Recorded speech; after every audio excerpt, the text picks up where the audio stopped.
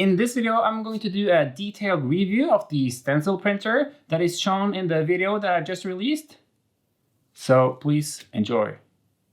This is the first version of the stencil printer I'm making.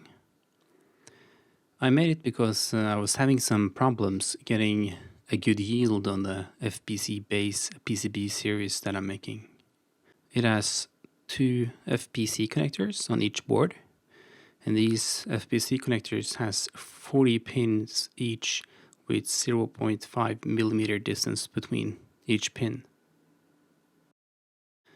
If I made 10 boards, maybe just 7 or 8 turned out great without the need of rework. My goal was to make something that could give consistent paste jobs and not necessarily be very fast. And the solution was to make something that holds the frame down firmly and then be able to move the PCB from side to side and back and forth. I also added a rotational axis later, so I could also rotate the PCB. The machine is built within the Openbuilds open source build system. It's a build system consisting of wheels, aluminum extrusions, and so on. It uses mainly aluminum plates, but I 3D printed mine, and that worked out to be good enough. It was important to have a totally flat surface underneath the entire PCB, because in other stencil printers, the PCB is basically hanging in mid-air, only supported under the mounting holes.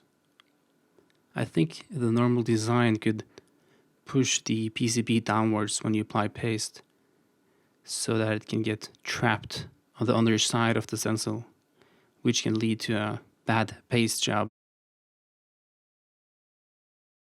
With full support under the PCB, you can actually apply excessive solder and also pull it off in all directions multiple times, without getting anything smudged underneath the stencil. I think this is great for people without training doing manual pasting, as it seems to give always a concise and good result. The machine is actually controlled by a PlayStation controller, and it's driven by Trinamic stepper drivers, which I can control directly through USB. That also gives me the possibility to program the entire machine in a high-level language like Python 3, and then use all the libraries for Python 3 like the gamepad support in Pygame. I actually wrote the entire software in about 1 hour, and it was really cool that I was able to do that fast. I guess that pretty much sums it up. I also have a Patreon page where you can, as a member, get access to the design files to make your own machine.